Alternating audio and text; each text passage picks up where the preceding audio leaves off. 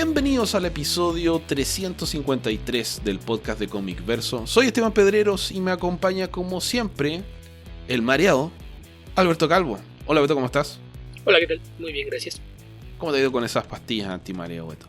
Yo no me mareo, Solo porque no te subes a un barco. Y cuando me he subido nunca me he mareado. Ok. En realidad nunca he tenido problemas con el equilibrio, mareos y eso. Aunque la última vez que me subí a un juego de feria sí salí un poco agitado. Pero por ejemplo, cosas con altura o que no involucren más de un eje de movimiento, no tengo problema. Pero la última vez hay un par de cosas que se llaman las canastas y las tazas locas, que te suben a un pequeño cubículo que gira sobre sí mismo mientras está dando vueltas en otra parte. Sí, lo conozco. Sube y baja. Acá generalmente es un pulpo con Ajá. tazas, Beto. Son unas tazas colgando de un tentáculo de un pulpo. Sí, esa es una versión, pero acá incluso en las ferias de barro, que son muy comunes, hay versiones más sencillas de eso. Y tiene, pues esto es subir, bajar, girar sobre ti mismo y girar alrededor de otra cosa. Entonces, esos tres ejes parece que sí ya logran marearme un poco, pero es mínimo. Sí, sientes la fuerza centrípeta y centrífuga actuando en distintos momentos sobre tu cuerpo. Sí, pero digo, de niño nunca no tuve... logras adaptarte a la cadencia de esa fuerza. De niño nunca tuve problema con eso, ni en la adolescencia, ni nada. Y fue hasta más recientemente que sí, por alguna razón ya me mareé un poco. Pero fuera de eso, no tengo problemas. Beto, le da fatiga de materiales, empieza a fallar la máquina, Beto. No lo sé, puede ser, pero de todos modos todas las montañas rusas, Space Shots y demás siguen haciéndome los lados, así de que no me molesta. No recuerdo si conté alguna vez mi anécdota del barco pirata, Beto. Creo que no. Ok. Hace muchísimo tiempo, en una galaxia muy lejana, cuando tenía menos de 20 años, una vez fui a... Andaba en Valparaíso con una prima, mis dos hermanos, que en esa época deben haber tenido alrededor de 10 y 8 años. Yo debo haber tenido unos 14, tal vez unos 2 años más cada uno, máximo. Entonces nos subimos al barco pirata en una plaza que es la Plaza de la Victoria en Valparaíso. Y ese barco pirata no era de muy buena calidad, Beto. El barco pirata supongo que allá se llama igual, es este barco que se menea de extremo a extremo. Entonces desafiamos un poco el destino. ¿Es un péndulo, ¿sí? Nada más? Sí, un péndulo. Ok, no, acá hay uno, pero no me acuerdo que no me tiene. Hay uno, es que en el parque de Six Flags que hay acá en la Ciudad de México le cambiaron el nombre a Six Flags, obviamente a otra cosa. Entonces sí, le cambiaron el nombre a muchas atracciones, pero no sé qué nombre le hayan dejado al barco. Ok, bueno.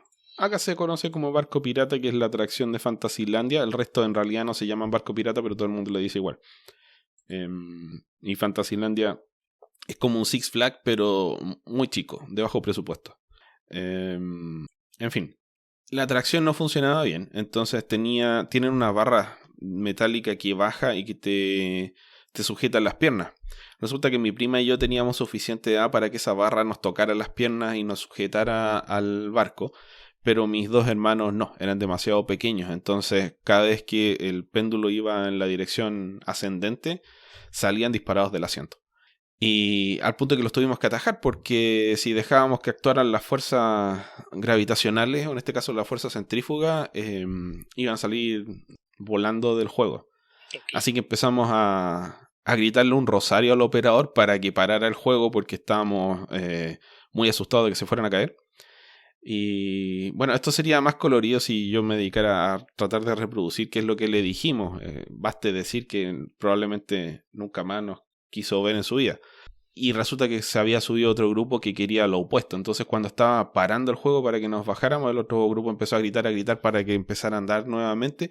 Y ahí tuvimos que volver a llenarlo de improperios para que parara definitivamente el juego y nos pudiéramos bajar. Porque, bueno, fue...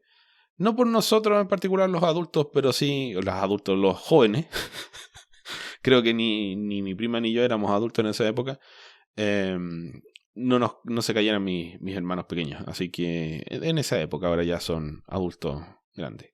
Así que esa fue la anécdota, Beto. Como dije, con alcohol e improperios es más chistoso.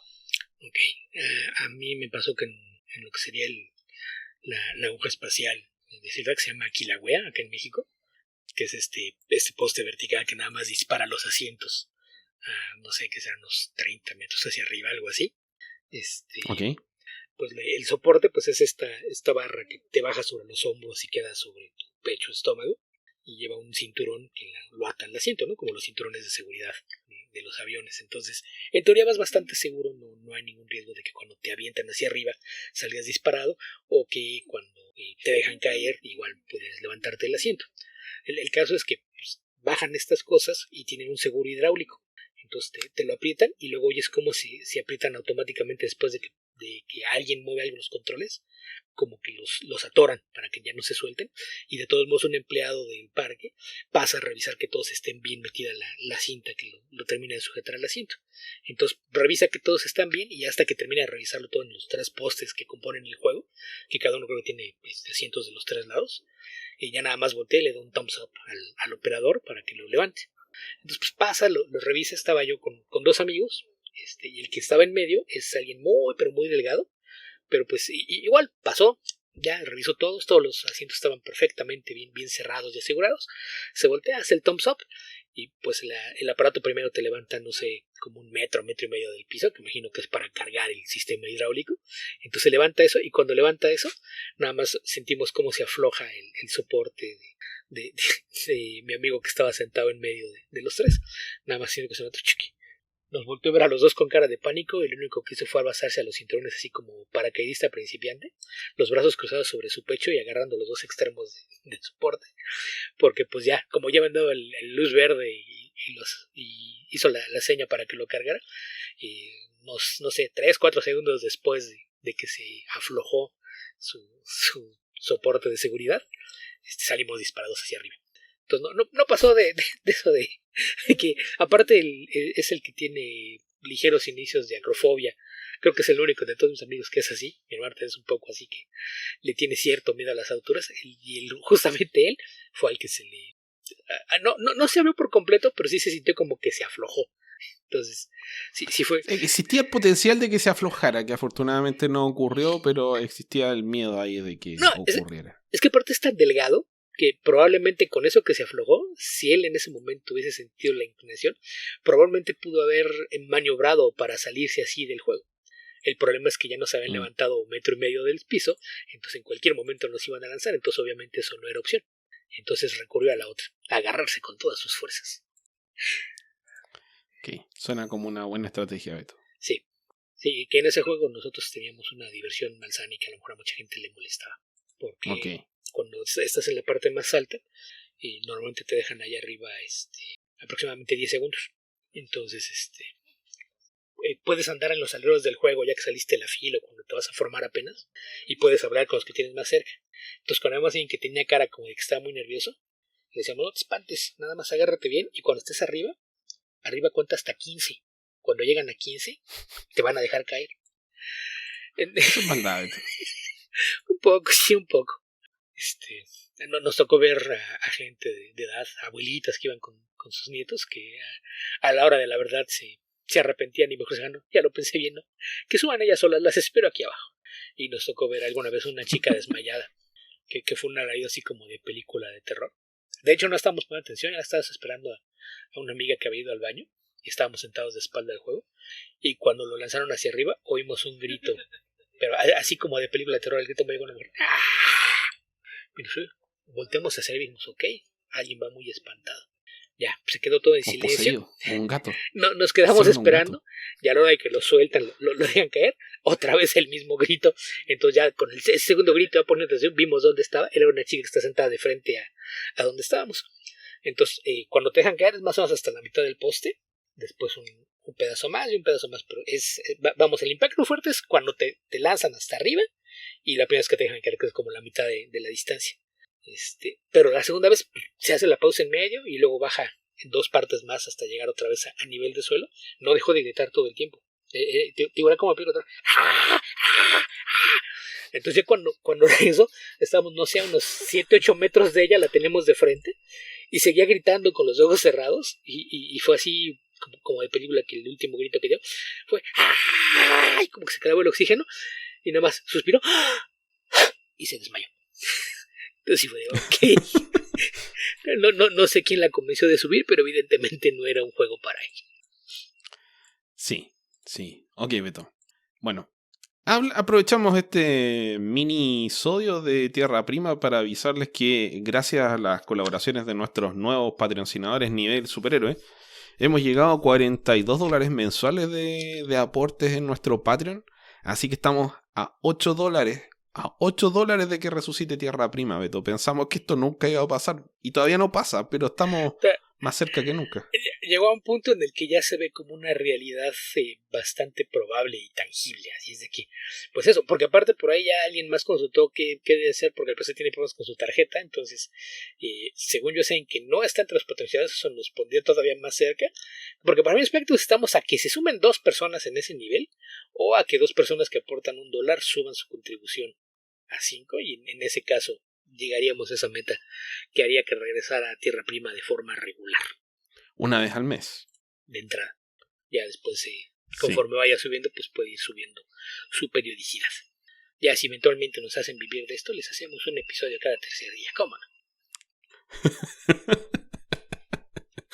Sí, pero esa meta estaría bastante más arriba que la que tenemos actualmente, porque para vivir de esto tendríamos que tener una meta, no sé, alta. No vamos a decir cuánto, pero bastante más. Bastante más alta, sí. Pero pues eso. Ok, Beto.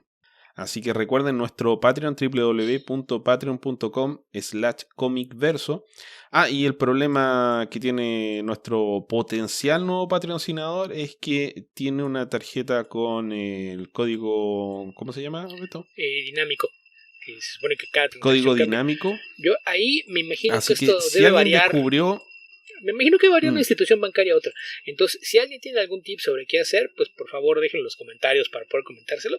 Y de todos modos yo lo invitaría a que se comunique con su banco para decirles que es un pago recurrente y probablemente alguna forma de que se lo salten.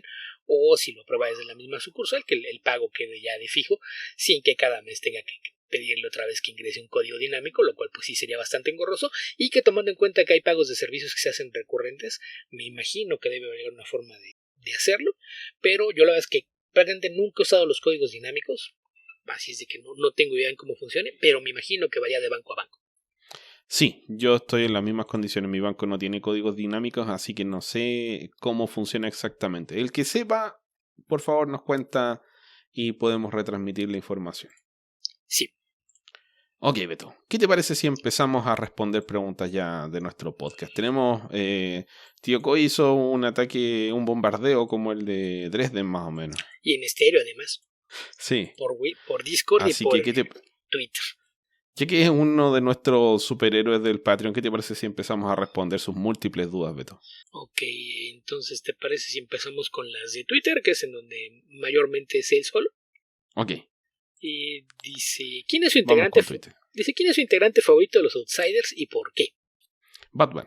Si tengo que excluir a Batman, tendría que ser probablemente Metamorfo. ¿Y por qué? Me encanta el diseño de Metamorfo. Y me gusta el personaje cuando lo conocí en la Justice League Europe, que era como el corazón de la serie. Era un poco el Martian Manhunter o el bicho azul de la otra liga. Así que ese Metamorfo es uno de mis favoritos. No digamos que ha tenido un gran desarrollo, pero como viene de una serie propia, tiene su elenco de personajes secundarios recurrentes que aparecían en los Outsiders. También apareció en la Liga de la Justicia Europa, etc. Así que esa sería mi respuesta. No sé tu, Beto. Pues es que la otra cosa que tienen los Outsiders es que con tantas encarnaciones que han tenido en los últimos, ¿qué? Como 40 años, que son como principios de los 80, ha de haber, ¿qué? Como 40 miembros de los Outsiders. Yo creo, porque, bueno, están los originales, los de Mike W.R. Y con múltiples dibujantes, entre ellos Jim Aparo, Alan Davis. Ahí estaban quien, Brian Lighting, Katana, Metamorfo, y Batman. Luker, Halo. Sí. El Atomic Knights. Black Lightning. Sí, lo mencioné. Pero bueno, esos eran los finales. Y a lo largo de los años pues ha habido por ahí muchísimas versiones. Incluso el Erradicador, sí. Mucha gente no se acuerda, pero fue parte de los Outsiders en alguna época, junto con Terra. Sí, en los Outsiders de Hora Cero. Que no fue una serie demasiado duradera. No, duró muy poquito. La verdad es que no cuántos más fueron, pero fueron bastante. Algo así pocos. Como un año, un poco más de un año. Sí, algo así. Y estaba ahí también la Dr. Light y ¿El demonio de Tasmania? No era de esa misma, ¿sí? Según yo, ese fue hasta la siguiente, ¿no? Para el volumen 3, que cuando el líder era Roy. Cuando Roy Harper era el líder, creo que ahí fue en donde estuvo el demonio de Tasmania, ¿no? Ese no lo recuerdo bien. Yo tengo la impresión de que fue en ese segundo volumen. Ese volumen, en su primera misión, el líder es Nightwing. Y luego como que deja a cargo a Arsenal. Y dice, bueno, yo tengo cosas que hacer, ahí te quedas. Eso es mucho después. Sí, eso ya es en este siglo. Sí, ese es el que escribió principalmente... ¿cómo se llama el de Pedro y yo? Judd Winnick. Judd Winnick. Y me parece que Roy Harper llega después en ese mismo evento, porque al principio era Nightwing el líder de ese grupo de Outsiders. Llega desde el principio, pero digo que cuando Nightwing se va, se lo deja encargado a Roy. Pero desde el principio... Eso hubiera sido los 5 Years Later, tal vez. No me acuerdo. No estoy seguro. Pero en ese estaba Arsenal, estaba Índigo, estaba Starfire, estaba Huntress. Bueno, Huntress sí llega después, Huntress llega por ahí como el número 10, algo así. Starfire también llega ya bastante adelantado. Estaban las hijas de Black Lightning, que no recuerdo sus nombres. Una es Thunder y la otra no me acuerdo. ¿Estaban las dos? Lightning, tal vez. No, sí, creo. Una primero y la otra después, creo. Ok, a lo mejor ya no llega hasta la 6. Y también después, hacia el final, cuando ya no leí, me acuerdo que estuvo el Capitán Marvel Jr. Sí. Pero fíjate ya. Después hubo otra serie de los Outsiders con Dan Didio, que creó un personaje muy, muy popular que ya va a tener su propia película que se llama Freight Train. Ajá, sí. Esa es la versión como de 2008, 2009, ¿no? Que era con Catwoman, Batgirl, Martian Manhunter, Green Arrow, Creeper y algunos otros, ¿no? Esa nunca la leí, esa sí no tengo idea. Pero fíjate, tomando en cuenta la versión de Judd Winnick que la llenó de titanes, yo me voy por la respuesta más fácil, voy a decir Nightwing. Díganle como quieran. ¿Cómo puede Nightwing no ser el personaje favorito de alguien? A ver, ¿cómo? Sí, o uno de ellos por lo menos. Sí. Okay. ¿Qué otra pregunta? ¿Cómo puede no tener a Dick Grayson en su top 10 de personajes favoritos? Y después dice, ¿por qué hay 2 Flash reversos? Zoom y puso, es una razón, pero Zoom y Don, ¿o son el mismo? No entiendo mucho el personaje. Ok, ¿por qué hay 2 Flash reversos? Porque hay 2 Flash, o en realidad hay más de 2 Flash, pero hay 2 Flash principales modernos que son Barry Allen y Wally West. La versión corta es que E.O. Barton es el Flash reverso de Barry Allen. Originalmente el personaje muere en el volumen 1 de Flash en un enfrentamiento donde... no me acuerdo. Sí, mata entre comillas a Iris. O a Iris, mejor dicho. Barry lo persigue dando vueltas por el mundo, qué sé yo, una persecución frenética. Y eventualmente lo logra sujetar para alcanzarlo. Y cuando lo hace se le rompe el cuello. Es parecido a la muerte de Gwen Stacy, solo que este tipo era malo. Eso lleva al juicio de Barry Allen. Eventualmente Flash Reverso sigue muerto. Iris resucita de una forma bien extraña que no puedo explicar en este momento, es demasiado largo. En el caso de Wally West, el personaje, todas las veces que aparece E.O. Barton en el volumen 2 de Flash, que son, Chain Lightning, el regreso de Barry Allen, creo que esas 2 son, no me acuerdo de otra, era el E.O. Barton antes de morir. Eran viajes en los que el personaje, en vez de llegar a la época de Barry Allen, se pasó de largo y llegó a la época de Wally West. No se pasó de largo, hizo sus viajes más cortos. Ok, se quedó corto entonces en el viaje. Exactamente. Y llegó a la época de Wally West, porque venía del futuro hacia el pasado, perdón. Entonces, cuando Jeff Jones agarra la serie, él decide crear un Flash reverso para Wally West y crea el personaje, spoilers, de Hunter Solomon, que es un profiler, un tipo que se dedica a hacerle perfiles de fichas psicológicas, perfiles criminalísticos a los villanos de Iron Heights. Y bueno, en un ataque de Gorilla Grodd queda paralítico. Le pide a Flash que viaje en el tiempo y lo salve de quedar paralítico. Flash se niega, él después decide usar la caminadora cósmica para viajar en el tiempo y prevenir el ataque que sufre del Gorilla Grodd, y obtiene los poderes de Flash Reverso y se transforma en el enemigo principal de Wally West del momento y es el responsable de la muerte de los hijos no natos de Wally West en esa época en el cómic Blitz, que por eso marca un momento bien, un parteaguas en la serie en la época de Jeff Jones, porque pasamos de un cómic de superhéroes a un cómic que hablaba de pérdida de hijos no natos, que es un tema que probablemente no debiera ser tratado a través de un cómic de superhéroes de manera banal, tangencial y superflua. Lo dices como si Jeff Jones tuviera conciencia de lo que hace. No, lo digo como que yo tengo conciencia del tema y por lo tanto me pareció que era de pésimo gusto, pero bueno. Pues sí, y esa es la razón por la que hay dos. Básicamente porque Jeff Jones, en su afán de estar reviendo cosas de la Silver Age y replicar todo lo que se había hecho antes, pues hizo un clon de un villano popular de una era anterior. Sí, y lo volvió lo más opuesto a Wally West. Los hizo amigos, después uno corre, el otro está paralítico, los dos adquieren poderes, y uno después accede a la Speed Force y el otro accede a la Negative Speed Force. Ok, Beto. Ok, pasando a lo que sigue. Sigue, Choco dice: Vision es uno de mis personajes favoritos. Creo que ha sido maltratado. Pero aparte de Vision Quest sí. sí, algo. Aparte de Vision Quest y la historia de Tom King, ¿qué buenas historias les han gustado? Yo no te diría que... O sea, a ver, Visions de Tom King me parece que es un buen cómic, pero si hay un cómic que destruye a Vision, es ese. Así que no estoy tan de acuerdo con que sea un buen cómic de Vision. Sí pienso que es un buen cómic. Ahora, cómics en particular... No sé, yo te recomendaría cómics de los Avengers, simplemente no sé si cómics de Vision en particular hay alguno. Yo no recuerdo ninguno en particular que valga mucho la pena. Pues es que solo no tiene mucho, entonces yo creo que tendrías que irte primero a su aparición original en los Avengers de Roy Thomas y John Buscema, que es cuando se explica su origen. En 63.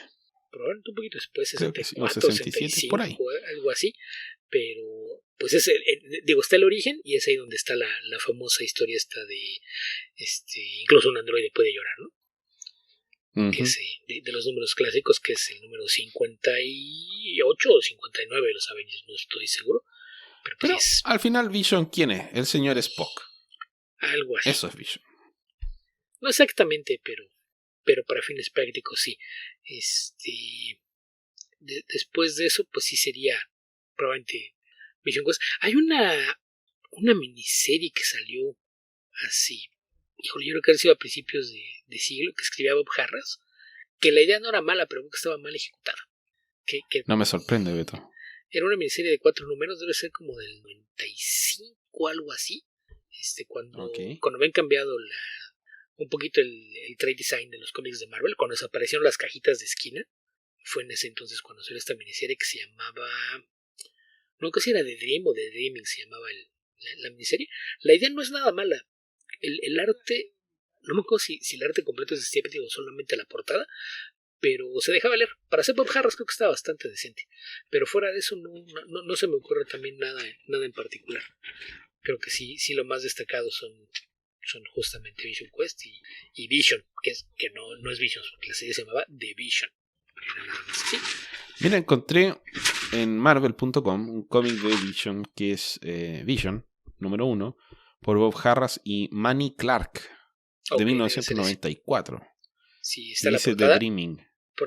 Okay. Es muy horrenda la portada. La portada es cuando traía el traje que era la mitad amarilla, ¿no? ¿Quién hizo esta portada? Steve Epting imitando a Neil Adams. Sí, es ese. Y yo es cuando el traje era el combo la mitad amarillo y la mitad verde. Sí. Okay. Y la cara roja. Ese es el que decía, digo, la historia no es mala. No es particularmente buena, pero no es mala. Ok. Esto parece que hubiese agarrado un dibujo de Neil Adams del Phantom Stranger, o sea, perdón, del Deadman, y le hubiese puesto una capa. Lo que pasa es que esa fue de la época en la que Epting empezó a hacer un trazo así mucho más suelto con mucha influencia. Sí, quería trabajar en continuity. Ok, Beto, ¿qué otra pregunta tenemos? Siguiendo con la andanada de preguntas de Tío Coy, dice: ¿Quién es su artista favorito en la actualidad? Hay muchos, porque hay muchísimos artistas talentosos. Y voy a decir uno y después va a aparecer otro. Pero solo por el entusiasmo que me genera su dibujo en este momento voy a decir Dan Mora. Ok. Yo le he dicho que yo no creo en absolutos. Me rehúso a decir uno. Ok, Beto. No, en realidad no respeto tu opinión. Pero, o sea, tu opinión sí, pero no tu falta de opinión, tu deseo de no opinar en este caso. Es que aparte... Daniel Warren Johnson también me entusiasma mucho como dibuja. Es que aparte, yo leo cosas en tantos géneros distintos que pues no hay forma de compararlo. O sea, cada vez que hay un cómic dibujado por Matt Wagner, voy y lo checo. Si hay algo nuevo de Mike Mignola, voy y lo checo. Si me encuentro un nuevo álbum dibujado por Enrico Marini, voy y lo checo. Entonces, no sé, no puedo decir una otro porque hay muchos artistas. Yo creo que nunca habíamos tenido una época en los cómics en donde hubiera tantos buenos artistas trabajando al mismo tiempo. Entonces, yo no voy a ponerme a ver, ay, sí, voy a hacer mi top 10. No, para nada. Disfruto todo lo bueno que hay, que es mucho, y ya. Sí, hay muchísimo. Beto, creo que te saltaste un par de preguntas de Discord. Lo que pasa es que no había copiado las más viejas, esas sí están allá, se van a quedar ahí con el resto de Discord. Lo que pasa es que copié hace un rato las recientes y empecé con esas y sí, con las de Twitter. Pero sí, aquí las tengo todas, ¿no? Ok. Siguiente. Después dice, ¿cuáles prefieren, las ediciones Absolute o las ediciones Omnibus? ¿Y cuáles tienen de estas? Creo que son peras con manzana. Porque realmente... O sea, lo que recopilas en un Omnibus lo tienes que recopilar en muchos Absolute, que es lo que pasa, por ejemplo, con el Sandman, que Beto tiene ¿Tú tienes todos los Absolute Sandman o no, Beto? No me acuerdo. Todos menos el último, que nada más trae ¿cómo se llama? La historia que usó Overture. Overture es lo único que no tengo, que es el último, que es un Absolute que tiene la mitad de páginas que los demás. Me parece un absurdo. Y cuesta lo mismo. Ajá. Entonces, ese es el único que no tengo. Porque me compré el Deluxe de Overture. Que sí me gustaría tenerlo en el formato más grande del Absolute. Pero hubieran buscado con qué llenarlo, ponerle algo más, no sé. Porque sí. El problema es que no hay más cómics de Sandman que no estuvieran incluidos ya. A lo mejor me puede sacar una edición especial que trajera eso, más lo que trae el de Death, que también es más chico que los Absolutes de Sandman. Y a lo mejor todo eso en un solo Absolute hubiese funcionado bien. Pero no lo hicieron, entonces no lo sé. Es la única razón por la que no tengo. Yo tengo tengo los 2 volúmenes de Planetary y los 2 volúmenes de Authority, pero yo creo que la idea es distinta, ¿no? La idea de los tomos Omnibus es tratar de ser lo más comprensivos posible, con muchas etapas de algunos escritores, entonces pues te encuentras con que han recopilado cosas que pues en un solo tomo puedes tener todo, ¿no? Por ejemplo, uno de los últimos Omnibus que compré fue el de los New Warriors, que trae toda la etapa original de Nicieza con Mark Bagley, además de las historias en Thor, donde se formó el equipo, y el primer número de Derek Robertson cuando entró a reemplazar a Bagley como artista regular de la serie. Ese es uno. Recientemente compré muy barato el primer ómnibus del Thor de Jason Aaron. Tengo los 2 tomos de los Fantastic Four de John Byrne y tengo un par de tomos de Amazing Spider-Man de los primeros números. Ahí está comprendiendo todo disco y parte de lo de Romita. Tengo también los Fantastic Four de John Byrne, los Fantastic Four de Lee Kirby y creo que nada más. Ok, yo no tengo tantos de esos cómics como he dicho. En muchos casos los he vendido, pero como he dicho muchas veces no soy tan coleccionista como soy lector. Entonces, en el caso, como dice Beto, y como dije yo también al principio, son peras con manzana, porque el propósito de un ómnibus, por un lado, apuntan a recopilar, a ser comprensivo, a recopilar una época en general, un gran número de cómics. Por otro lado, también tienen un propósito, o sea, económicamente tienden a ser bastante accesibles en relación al volumen de historias que contienen. En cambio, el Absolute es un volumen de lujo para ensalzar, exultar, destacar una historia que se supone que es más o menos destacada, o sea, o por lo menos que tiene un grupo de fans importante que la van a querer de nuevo. Entonces, generalmente, no sé, Probablemente el Omnibus lo vas a comprar para una etapa que no tienes completa o algún cómic que te interesa conocer. El Absolute probablemente no es tu primera versión de un cómic. Es probablemente un cómic que ya te lo compraste una o dos veces, pero quieres esa versión que es súper de lujo porque te gusta mucho. Así que no me parece que ni sean excluyentes ni sean comparables entre sí ese tipo de publicaciones. Y que el nombre de los Absolute como formato aparte pues fue por accidente. Porque originalmente cuando nació el formato fue porque a Dumbier se le ocurrió que sería bueno tener un formato grande para recopilar lo que hizo Brian Hitch de Authority. Entonces la idea es que iba a ser The Absolute Authority, pero él quería jugar con la aliteración en el título. Entonces cuando se decidió que se le iba a dar el mismo tratamiento a Planetary iba a tener otro nombre. No recuerdo si se lo leí en una entrevista a Dumbier o a Warren Ellis, pero algunos dos explicó que originalmente los tomos de ese tamaño de Planetary iban a tener un nombre distinto. No iba a ser The Absolute Planetary, era algo con P. Probablemente fue Warren Ellis, porque creo que hacía el chiste que no sabía si era de Perfect Planetary o de Preposterous Planetary. Entonces probablemente fue Warren Ellis quien lo dijo, pero supuestamente es la idea que eran proyectos especiales para esas dos cosas, pero vendieron tan bien y le dejaron tanto dinero a DC que lo dejaron ya como formato establecido y después empezaron a abrir cosas en las que aparte muchas veces no había el trabajo necesario para hacerlos de buena calidad, ¿no? Porque mencionamos los de Sandman. Sandman tiene un trabajo de recoloreado digital que hace que se vea mucho mejor el dibujo, pero cuando le echas un vistazo a lo que hicieron con el Before Midnight, con el Watchmen, son una vergüenza de ediciones. El tamaño es precioso, pero es una vergüenza. Yo después de verlos los dos ya no voy a pagar eso por un tomo que nada más es una versión agrandada de los que ya existen. Ok, ¿qué más, Beto? ¿Qué más? Después dice... ¿me podrían contar el cierre de Immortal Hulk con spoilers? No. Tenemos la política de no hacer spoilers porque te respondemos a ti, pero es quemarle la historia a gente que a lo mejor no la ha leído o que la está leyendo y todavía no llega. Entonces sí, no nos gusta de entrada platicar las cosas con spoilers. Y probablemente en algún momento le vamos a dedicar tiempo para comentarlo de manera más extendida y más...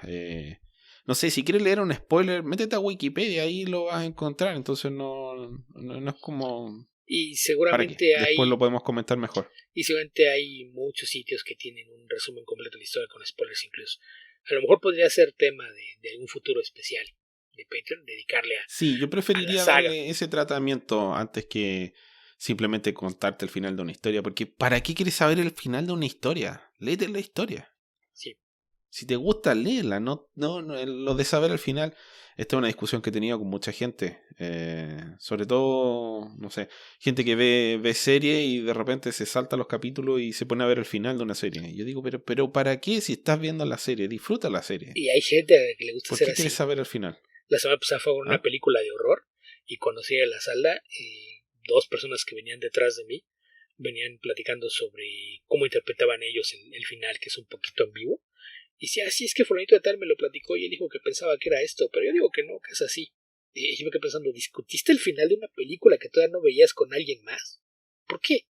O la estaba viendo por segunda vez, la otra alternativa, mejor. Pero, no, por la conversación que llevaban, las dos personas que estaban ahí la acababan de ver por primera vez. Y estaban comparando lo que la impresión que ellos tenían al salir de la sala con la que el animal les había contado. Pero al parecer dedicaron tiempo en específico a discutir el final, lo cual sí me parece un absurdo. Sí, estoy moralmente opuesto a eso, pero bueno, si lo quieren hacer, no hay nada que pueda hacer para impedirlo. Sí, total, tú fuiste el que pagó por ver una película que ya te habían contado a Mickey. Cosa tuya. Sí. Ok, Beto, ¿qué más? Dice, ¿leyeron el último Hellfire Gala? ¿Saben qué pasó? Todavía no llego, yo estaba tratando de ponerme al día con los X-Men y pues después por problemas personales lo dejé y todavía no termino de retomarlo, entonces aún no llego, tengo un par de nociones de qué pasó, pero igual creo que comprende el tema de los spoilers, entonces también de las cosas que creo entender que pasaron, no pienso comentar nada. Yo no tengo idea. Así nomás te lo digo. Después la siguiente es más como pregunta para tierra prima, pero pues bueno. Dice, gracias por la recomendación de Promising Young Woman. ¿Cuál sigue? Pues cuando mencioné Promising Young, mencioné al menos un par de películas más, no estoy seguro. Que ya vi que Sorry to Bother You ya no está en ninguna plataforma de streaming, entonces ok, se la voy a cambiar por una película un poquito más vieja y quizás menos conocida, pero que muy probablemente le guste, que es una película que se llama Triangle. así triángulo a secas, que esa según yo tiene varios años botando de una plataforma de streaming a otra, pero según yo actualmente está tanto en Prime Video como en Claro. Así búsquenla como Triangle. El póster se ve una chica con shortcitos de mezclilla en la cubierta de un barco. La chica en cuestión es Melissa George y es un thriller de horror psicológico que involucra un loop temporal. El miedo viene en las olas. No, nada que ver. ¿Eso dice? ¿Ese es el que tiene español? Ok. Sí. El triángulo, el miedo viene en las olas. Y aparece una chica con un hacha, está con unos shorts de mezclilla, una polera blanca y una camisa encima. Sí, es Melissa George, que es la protagonista de la película. Está en Prime Video y en Claro en Chile. Ok. Y en Movistar. Y fuera de ella, la única otra cara conocida aparece por ahí a Liam Hemsworth. Hace algunos años se ve bastante más joven. Pero esa probablemente sea de su horror. Si le gustan los otros dos, como dije, es un thriller de horror psicológico con un loop temporal. Una película bastante inteligente que a mí me gustó mucho. Y pasando a lo que sigue, dice, ¿hay algún héroe que sea muy religioso y cuyas creencias interfieran en sus acciones? Varios. ¿No? Así de entrada, pues luego podemos hablar de Daredevil, que es católico, y mucho de lo que hace tiene que ver con su religión. Si quieres, sí, pero no tanto como para impedirle hacer cosas. Yo creo que se refiere a casos más graves como, por ejemplo... Flamebird. No, o sea, estaba pensando como las personas que no se dejan tratar médicamente porque va contra su religión. Yo creo que esa es la idea. Al menos héroes no recuerdo. Pues raras secundarios sí he visto, uno que otro villano, pero héroes así, con posturas muy extremas en torno a la religión, no recuerdo alguno en particular.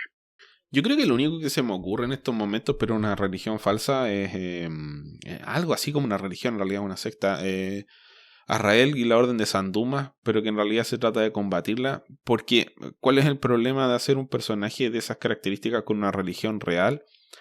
Es que vas a alienar un porcentaje de tus lectores, porque bueno, las creencias algunas personas se van a sentir atacadas por una idea de esas características para un superhéroe digamos, de consumo masivo. Entonces, es más fácil hacerlo inventando cosas, pero no se me ocurre un superhéroe en particular. No, a mí tampoco. Pero, en fin. Pasó lo que sigue. El Motioko dice que tremendamente buenos eran Creepy e Eerie. ¿Por qué no han renacido esos proyectos? Lo intentaron un par de veces, pero no despegó la idea. Algo similar que está pasando ahorita en Image, en particular en Skybound, con la antología de Creepshow. Como que de repente pasó de moda la idea de estas antologías de horror, pero a mí es un formato que me gusta mucho. Yo soy muy fan de esas dos series de la Warren, y sí me gustaría que hubiera más cosas por el estilo. De Creepy Air, si no mal recuerdo, fue Dark Horse quien intentó hacer cosas nuevas hace ya varios años, pero sí sería interesante ver que alguien más retomara este formato de antologías de horror, que pues, tomando en cuenta que uno de los proyectos de Tañón va por ahí, está este de Creepshow que ya mencioné, y que hay mucha gente que ya le entró a hacer cosas similares, como la que ya comentamos por acá de Silvercoin, pues no me extrañaría que en algún momento alguien decida que es momento de intentarlo de nuevo. Yo creo que está bien, pero a la vez dudo que ocurra. Por ejemplo, tú dijiste, no te entendí bien a cuál antología te referías. Dijiste Image, pero no te escuché bien el nombre. Creepshow. Ok, porque yo estaba pensando en otra que se llama Island, que es la de Brandon Graham, y que es el otro proyecto que se me ocurre de características similares, porque no tiene por qué ser creepy e eerie, pero en general las antologías han tratado de mantenerse a lo largo del tiempo y nunca han funcionado bien en términos de venta, o sea, no nunca, pero en las últimas décadas no conozco un caso de una antología exitosa. Todo el mundo se acostumbró a historias serializadas, y eso de tener historias cortas, autoconclusivas, parece que les hace ruido. A mí me encanta el formato. ¿Sabes qué otro o tiene? sea, lo único que es así es 2000 AD, nada más funciona como antología. No, pero 2000 AD serializa muchas cosas. Así es de que no todos son cortitos. Bueno, pero no necesariamente tiene que ser autoconclusivo. O sea, dejémosla en antología. La única de publicación regular que yo me acuerdo en estos momentos sería esa. La otra sería ya la Shonen Jump, cosas por el estilo. Es que hay varias, pero generalmente las planean como miniseries. Vamos a hacer una antología, pero por un número controlado de números. Está este Silvercoin. Hasta cierto punto Ice Cream Man tiene un formato distinto, pero es la misma idea.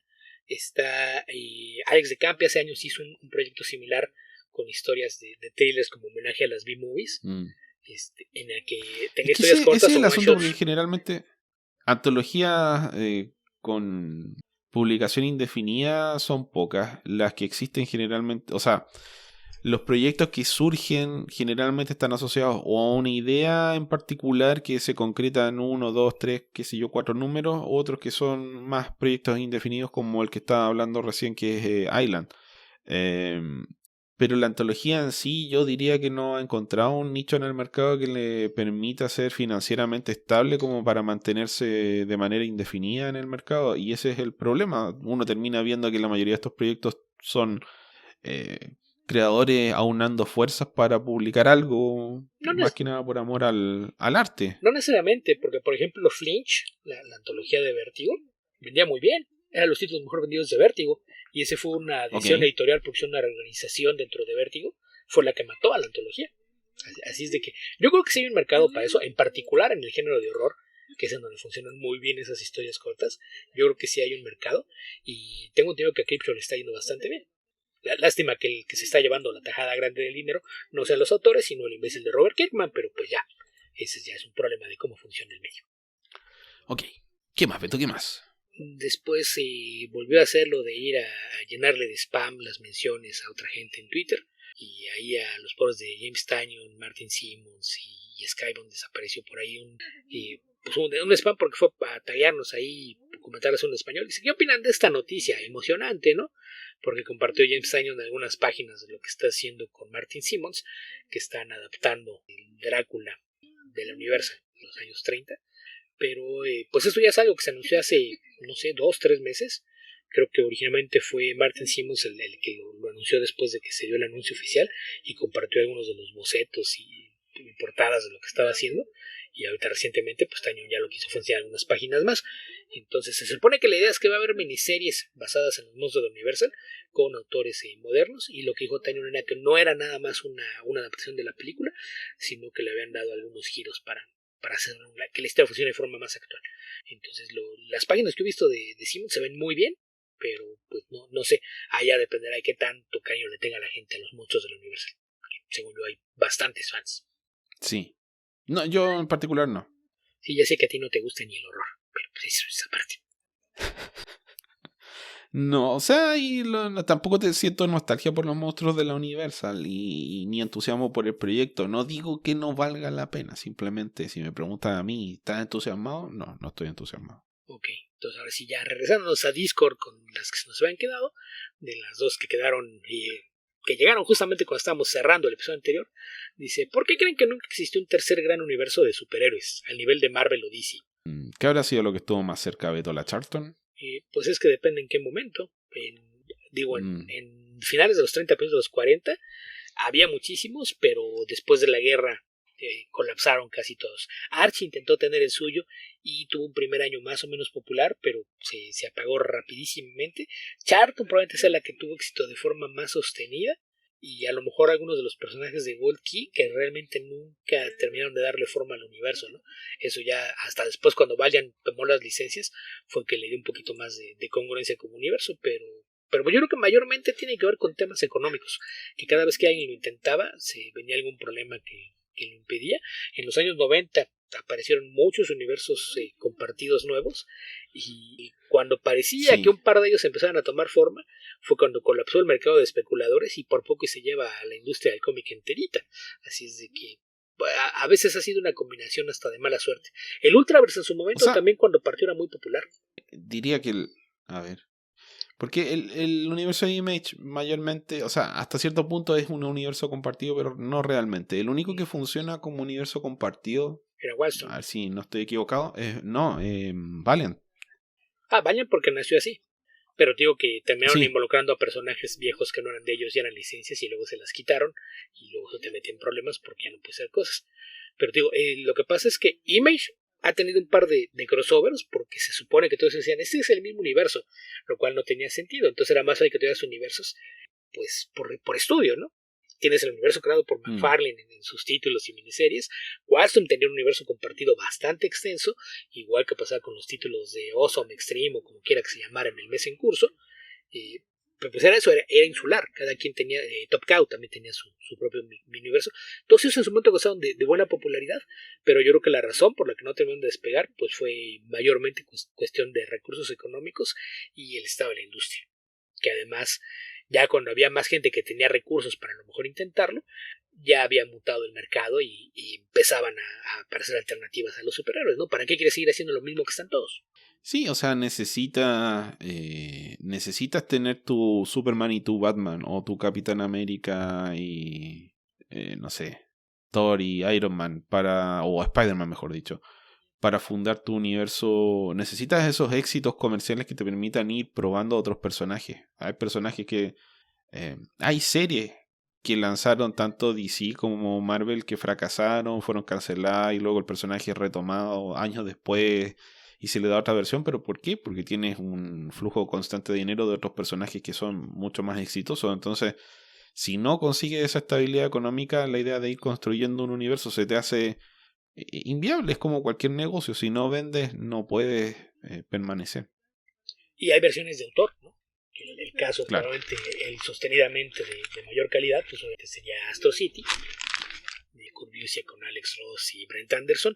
Está también el caso de lo que llegó a hacer en AAA Pop Mike Allred, que construyó un montón de personajes alrededor de Madman, que después los juntó como los Atomics y tenía por ahí de repente one shots con otros personajes y demás. Y así se han dado muchos casos por el estilo, tener pequeños universos, pero que son siempre hechos de una forma controlada. Y ahí ya es un tema, pues insisto, mayormente económico. Habría que recordar que a fin de cuentas la razón por la que Marvel y DC siguen existiendo a estas alturas son porque ambos pertenecen a grandes corporaciones, para las que lo que cuesta operar las editoriales pues es el cambio que sobró de un proyecto fallido. Sí, y sobre todo ante proyectos Marvel, que ha tenido estos éxitos deslumbrantes, recuperan en una película, recuperan años, décadas de producción de cómics, que por cierto también generan dinero, pero no tanto. Sí es okay, al tamaño de las corporaciones es algo prácticamente insignificante. Y ya para cerrar con las de Yokoi, dice, ¿qué factores crees que hicieron de Starman una serie tan popular y exitosa? La calidad, los excelentes guiones, el muy buen dibujo, personajes interesantes, bien desarrollados, bien escritos, con relaciones interpersonales, una construcción de mundo que le tomó 2 números construir a su ciudad en un personaje más de la serie, etcétera, etcétera, etcétera. Era una serie tan exitosa que fue de las primeras que en los 90 dentro de cómics de superhéroes se salieron del gueto, ¿no? Cuando de repente te encontrabas publicaciones en la Rolling Stone, algo que era muy famoso. Yo por ahí tengo el póster promocional en la tienda, me lo regalaron, que era una de las portadas de Tony Harris, y lo que tienen grandote al centro es la cita de la Rolling Stone, el superhéroe mejor escrito de los cómics, tan simple como eso. También tal vez por la época en la que surgió era bastante único. No era realmente único, habían otros proyectos interesantes, pero es más icónicamente distinto respecto de la época en la que surgió, que es 1994, que estaba dominado por otro tipo de proyectos. No era el único, pero inspiró otros tantos. La segunda mitad de los 90 empieza con Starman. Y tiene mucho que ver con el enfoque que le daba James Robinson, porque no nada más era, voy a hacer un cómic con un superhéroe, una versión antigua. El cómic era una deconstrucción del género de superhéroes, era una carta de amor a los superhéroes clásicos y era una crítica a por qué de repente se volvían repetitivos y aburridos los cómics de superhéroes. Funcionaba en muchos niveles. Sí, justamente. Ok, Beto. Nos quedan muchos patrocinadores para seguir respondiendo, pero ¿qué te parece si comentamos algo antes de que sea solo responder preguntas de este episodio? En especial de Yokoi, pero sí, ¿qué quieres comentar? ¿Qué viste? ¿Qué leíste? ¿Qué hiciste? A ver, Beto, yo creo que podríamos comentar Heart of Stone, que la gente puede que lo esté viendo en este momento de Netflix, principalmente porque el principal responsable creativo de esta película es Greg Rucka, sí, lo que le da una relación tangencial con los cómics. Sí, que era lo que yo mencionaba, ¿no? Que cuando vi los avances se veía mejor que muchas de las cosas que estaba haciendo Netflix, y pues era, ok, ¿para qué le diste tanto dinero a Mark Millar que no te ha producido resultados? Si le puedes haber dado dinero a Greg Rucka y a lo mejor dejar que hiciera algo. Y pues así fue como surgió esta película, que al parecer la intención es lanzar una franquicia que por diseño parece ser que lo que está intentando hacer es comerse una mordida del pastel que tiene Misión Imposible. Sí, puede ser. Mira, por ahí estuve leyendo una reseña que era bastante poco favorable respecto de la película. Yo la verdad es que encuentro que es una de las películas de espías de mejor factura de las que he visto últimamente, con dos grandes peros que le doy a esta película. Uno es el diseño de las escenas de acción. Creo que en general no son muy atractivas. No es que no hayan gastado dinero en ellas. Gastaron muchísimo dinero. Son demasiado genéricas para que funcionen bien. No son, y a mí, fíjate, no son muy memorables. Con las películas, con las secuencias de acción, mi mayor problema que tengo es la enorme mentira que hicieron durante todo el trabajo promocional. Porque todos los publi-reportajes, todos esos reportajes pagados por Netflix en sitios especializados, el énfasis lo hacen en: los realizadores decidieron alejarse del CGI para hacer efectos prácticos. ¿En serio? ¿Viste la secuencia del paracaídas en la montaña? Sí, así que no hay CGI. Creo que no tiene absolutamente nada de práctico. Mientras filmaban la película, le dijeron: hazte una escena de videojuego. Beto, en este momento está cayendo mucha agua en algunas partes de Chile. En este momento en Santiago no está lloviendo, pero ha habido varias anegaciones. Entonces estuve viendo noticias ayer, que es algo que suelo evitar. Y en la hora de noticias deben haber dado el comercial de Heart of Stone unas, no sé, 5 veces por cada pausa. Era prácticamente el único comercial que estaban dando en el canal TVN de Chile. Y me daba la impresión cuando veía el comercial que esta película era algo así como Wonder Woman sin el traje. Estaba el énfasis muy fuerte en algunas escenas de acción donde Gal Gadot se ve muy linda. Que bueno, siempre se ve muy linda porque es una mujer hermosa, pero no es, la película no es esa. Creo que ese es un tema que puede chocar. O sea, la gente va a querer ver una cosa y no es lo que va a encontrar.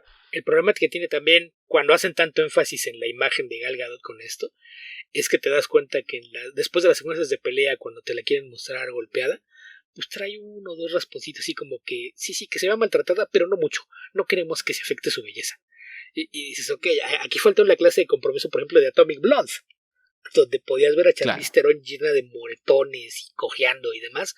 Creo que el problema es que la película de repente es muy tibia, y ese es algunas de las cosas que le critican mucho a Netflix en la forma en la que hacen los proyectos, ¿no? Como que parece que los hacen con un checklist. Entonces, en general coincido contigo, creo que es una película bastante entretenida, bien hecha, pero que creo que el problema es que los peros que tiene sí son importantes, aunque son poquitos, sí le pegan. Yo el otro pero grande que le tengo es la música. La música es mala. Es más allá de genérica. Casi le ponen, casi se compran un disco de Muzak de estos que ponen como música de elevador y lo ponen de fondo. Yo creo que podrían haberla hecho puede que la hayan hecho con inteligencia artificial, Beto. No sé. Porque es muy plana, es muy repetitiva y es demasiado...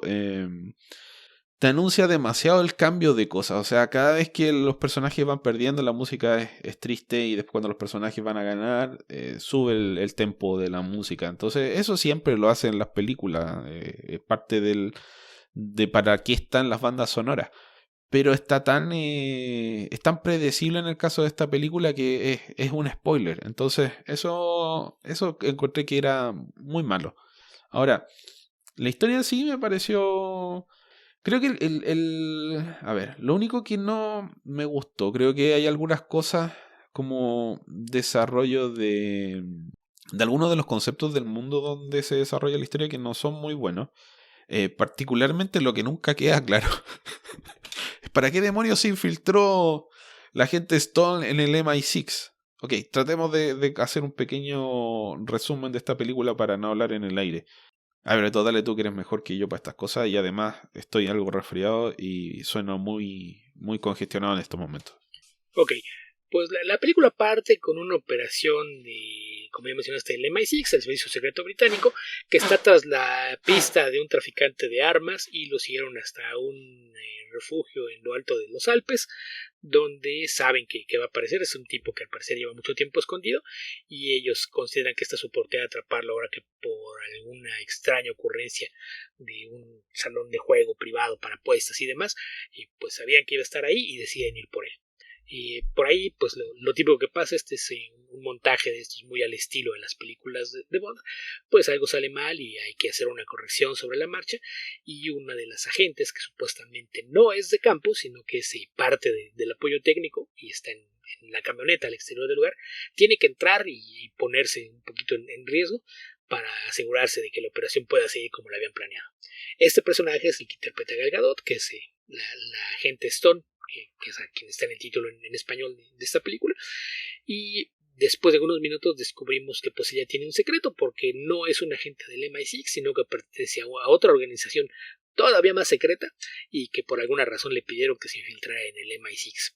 Y ya conforme avanzando la historia, pues descubrimos que se trata de un organismo que opera gracias a que tiene una computadora cuántica que les permite estar haciendo análisis de probabilidades en tiempo real y tienen acceso a toda la tecnología del mundo, satélites, cámaras, teléfonos, etcétera.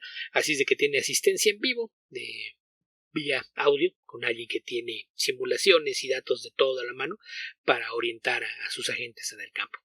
Y después descubrimos... Y que tiene una característica especial, Beto, que es una agencia independiente, que está formada por en teoría por agentes de distintos exagentes organismos. de todas las... Exacto, y que tienen como objetivo el bien común, no, a diferencia de otras agencias que simplemente tienen el interés de sus respectivos países, que pueden ser buenos o malos según como los mires tú.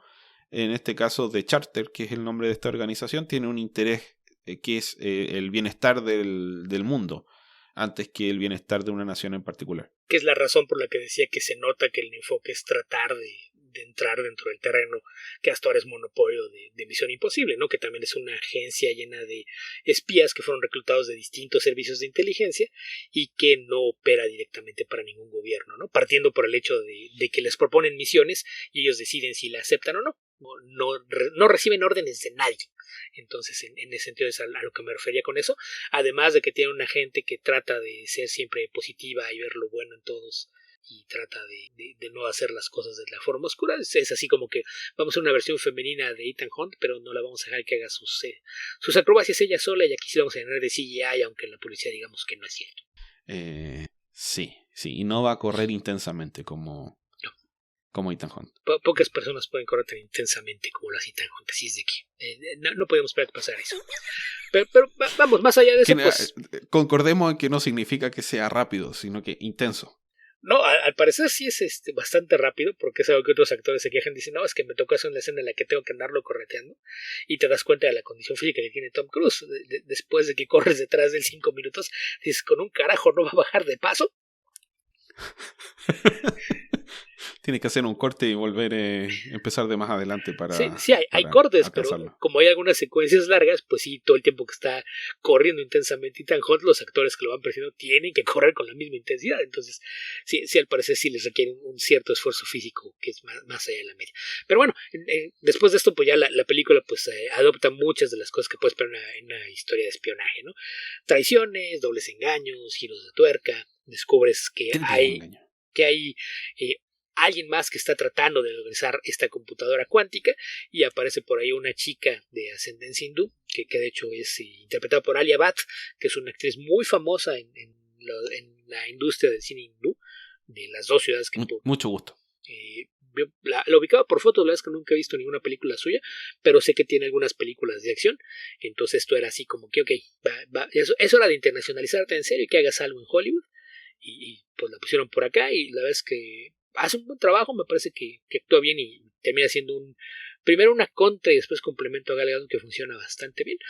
Y pues la película es mayormente genérica, pero está bastante bien ejecutada. Entonces, pues nada más son, como ya decíamos, ahí tiene algunos asteriscos que hacen que no sea de lo mejor que hayas visto, pero en general me parece una película bastante bien realizada, que en el elenco, pues aparte de Gal Gadot y Alia Bhatt, los otros dos desconocidos, pues probablemente mucha gente ubicada a Jamie Dornan y a Matthias Schweighöfer, ¿no? Mayormente por la película esta, la película más aburrida de zombies jamás creada, gracias al imbécil de Zack Snyder, y su spin-off de Ladrones, ¿no? Es en donde probablemente ubiquen a este actor alemán, que es bastante sólido, aparte de varios actores de carácter en roles secundarios.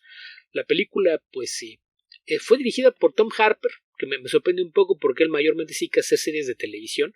Es el director de una de las temporadas de Peaky Blinders, por ejemplo, y generalmente pues está trabajando en proyectos de televisión, dirigiendo por ahí episodios en series, y es raro que haga incursiones al cine, pues este es uno de esos casos.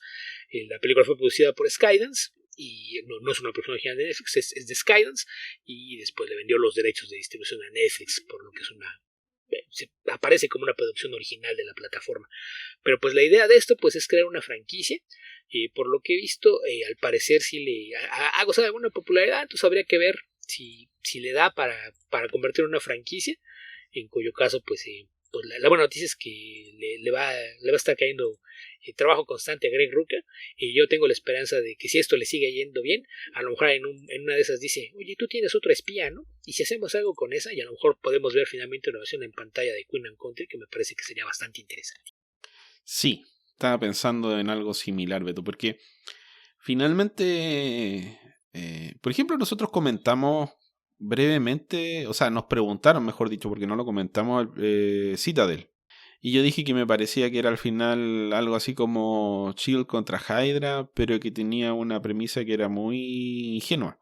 Y hasta cierto sentido, o sea, en cierto sentido creo que esta película comparte algo de eso, que es la idea de la premisa ingenua, los espías por el bien del mundo. Que eso es como transformar a los espías en superhéroes, en darle esa dicotomía bueno-malo, y para que esté seguro de que todos los muertos, vale, está bien que mueran, es bien...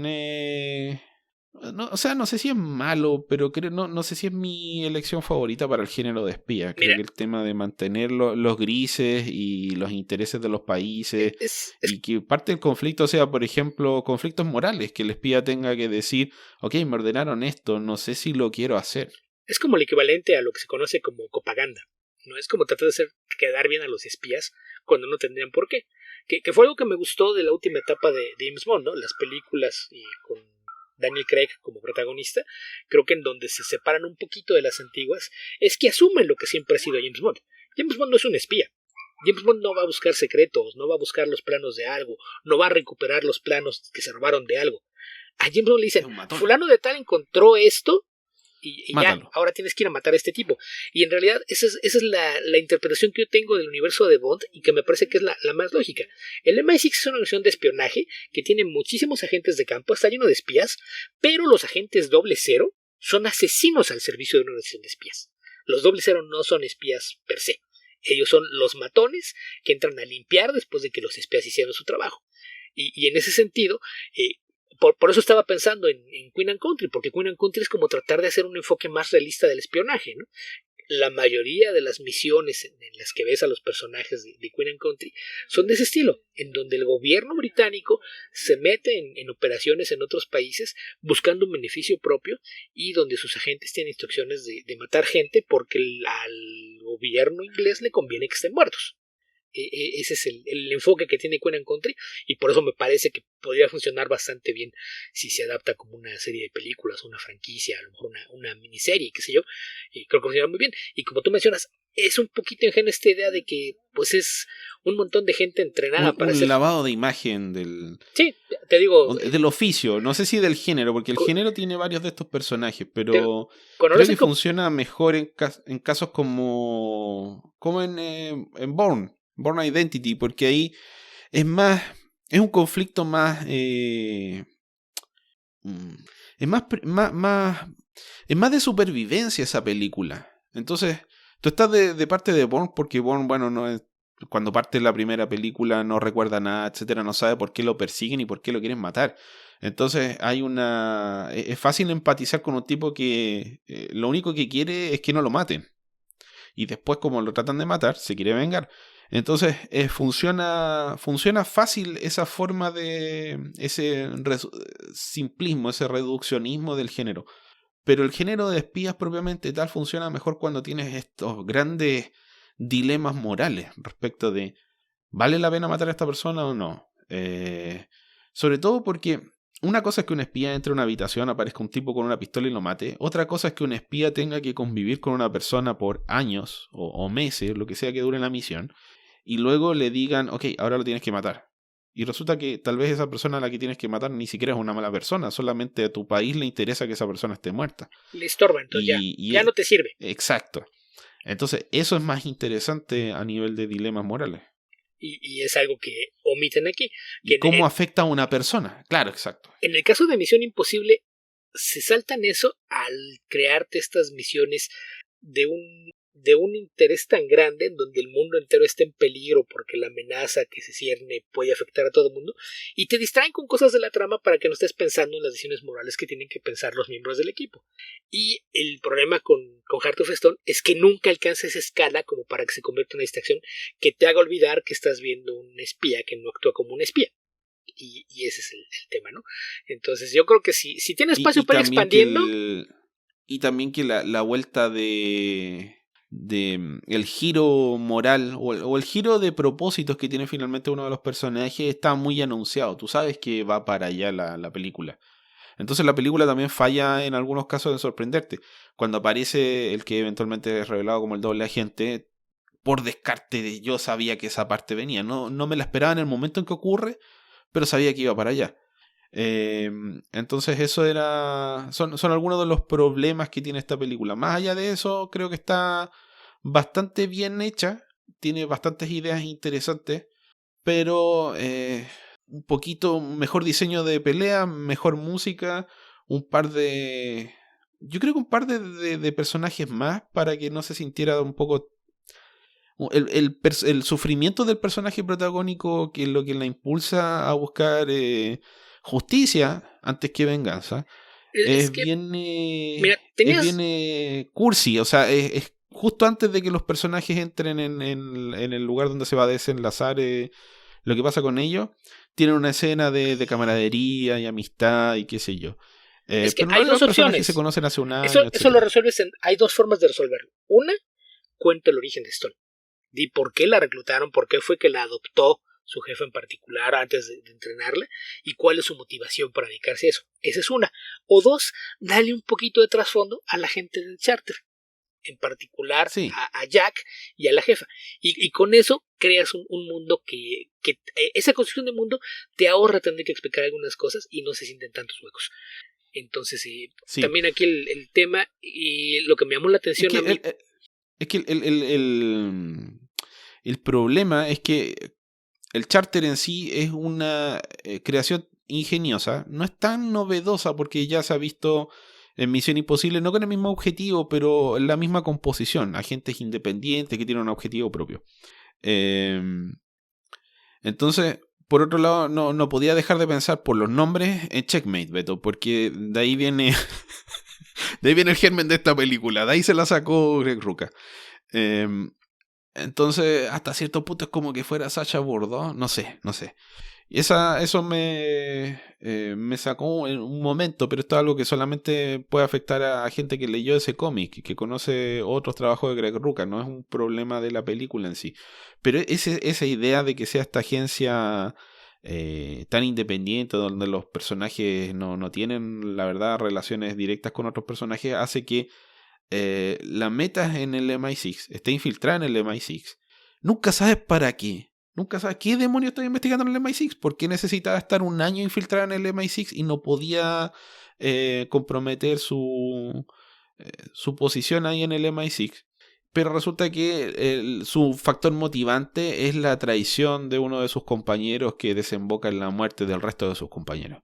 Y sus compañeros con los cuales en realidad ella no debería tener una relación profunda porque los está espiando. No deben ser sus amigos. No sé, Beto. Tiene algunos elementos ahí que no la hacen... perfecta, pero creo que es un buen entretenimiento, unas 2 horas agradables.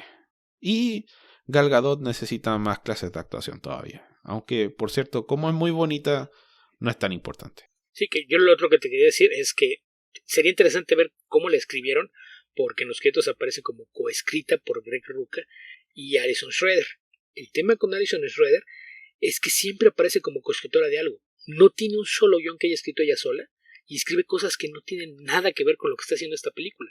Escribió, por ejemplo, su guión más famoso, que la nominaron al Oscar, es el de Hidden Figures. Esta historia basada en la vida real de las calculadoras humanas de la NASA, que eran mujeres. Aparte de eso, es la guionista de Frozen 2 y de Christopher Robin, pero es co-guionista. Entonces aparece como co-guionista o como haber hecho escritura adicional para las películas. Entonces no sé realmente qué tanto de este guión era de Ruka. A lo mejor Ruka entregó un guión y luego alguien entró ahí a meterle mano para hacerlo más femenino, qué sé yo, pero sí se siente un poquito rara la cuestión de personajes en la historia. Sí, yo creo que eso es lo más probable, Beto, porque que la historia sea de Greg Rucka, pero el guión no sea solo de Greg Rucka, da a entender que efectivamente querían cambios dentro del guión para hacerlo, no sé, lo que sea que ellos querían que fuese, porque yo creo que algunos de esos elementos Greg Rucka es un tipo que es brillante. Yo puedo reconocer libremente que Greg Rucka es muchas veces más inteligente que yo y es un tipo que se cranea mucho estas cosas, estas construcciones del mundo. Entonces, que sea tan simplista en la versión final de la película no se condice con cómo escribe Greg Rucka. Así que yo pienso que por ahí pasa. Tal vez, probablemente no es la única mano que pasó por ese guión. Debe haber más de uno, pero sabemos que se requieren ciertos porcentajes de influencia para recibir crédito. No, realmente nada más necesitas estar en el sindicato y que tengas un cierto porcentaje de líneas para que estés incluido en los créditos. Entonces no es tanto por influencia, sino seguir los lineamientos que plantea. Influencia en el guión me refería a que el guión final tenga un porcentaje sea un porcentaje de tu obra, que no sé qué porcentaje será, para que tu nombre pueda aparecer dentro de los créditos. Si escribiste un intercambio de 2 minutos, eso es suficiente para que aparezcas como guionista. Un diálogo entre dos personas durante 2 minutos te da para que aparezcas como guionista, a menos que haya una razón contractual para que no aparezca el nombre. Ok, yo recuerdo una conversación, aunque no estoy seguro ahora, Quentin Tarantino, Red Tide, Silver Surfer. Ajá. No recuerdo que Tarantino apareciera en los créditos de Red Tide. Quentin Tarantino fue contratado como script doctor. Un script doctor jamás va a aparecer en créditos. Ok, un script doctor puede haber tocado este guión sin que aparezca en los créditos. Sí, eso sí, siempre. Pero si te contratan como guionista para que revises un guión, o si tú escribiste un guión y luego viene y lo reescribe, pero deja una escena tuya con diálogos, tu nombre se queda. Y hay muchos casos de gente que ha demandado a los estudios porque no tienen el crédito y los tienen que incluir. Luego por eso de repente ves películas que dice guión de, y están los nombres, hay como 8 o 10 nombres y están a veces divididos fulano con fulano, fulano con fulano y fulano con fulano, porque es las distintas etapas de los guiones y que se fue quedando en las versiones. Ok, Beto, creo que nos estamos alejando demasiado del tema principal y deberíamos volver a responder preguntas antes de que se nos acabe el tiempo de este episodio. Ok, entonces rezamos a Discord para ver qué tenemos del resto de los patrocinadores. Y estamos con JJ2049. ¿De qué va The Crusades? Creo que lo escribe Steven Seagal, pero más allá de las portadas nunca lo he leído. Mira, yo tampoco lo he leído. No sé si tú lo leíste, Beto. Sí, no recuerdo si leí toda la serie, pero leía de forma regular la serie regular, aparte de algunos especiales y miniseries que aparecieron.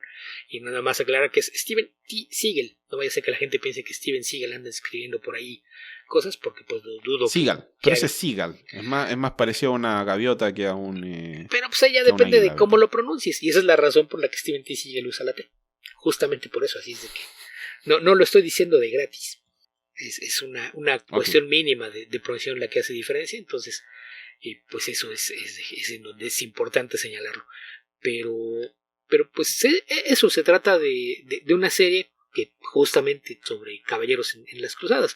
El hecho de que hubiera por ahí, como ya mencioné, unos one shots y demás, pues era para poder moverse dentro del mismo periodo o hacer historias que fuesen saltando de un lado a otro. La idea parte de que tomas a personajes vamos, es que la historia es en el presente, pero tiene toda esta carga de las cosas porque se supone que es una ciudad en California que según yo era una versión de San Francisco y de repente aparece un caballero del siglo XI en la ciudad. Entonces pues es un poquito como jugar con cómo funcionaría la forma de pensar de un caballero de las cruzadas con toda esta ideología religiosa detrás de lo que hace, si lo pusieras en medio de un entorno moderno. Y lo que tiene es que de repente la serie te pone algunos flashbacks para que entendieras cuál era la situación sociopolítica durante las cruzadas.